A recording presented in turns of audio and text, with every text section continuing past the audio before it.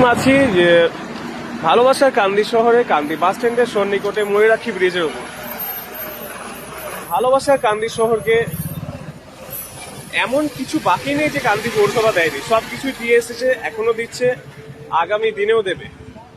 কিন্তু হ্যাঁ, একটারই জিনিস অভাব আছে, আমাদের কান্দি ব্রিজটাকে যদি একটু আলোকিত করে দেন তাহলে সত্যি খুবই ভালো লাগে, অনেক সুন্দর লাগবে, অনেক ভালো লাগবে।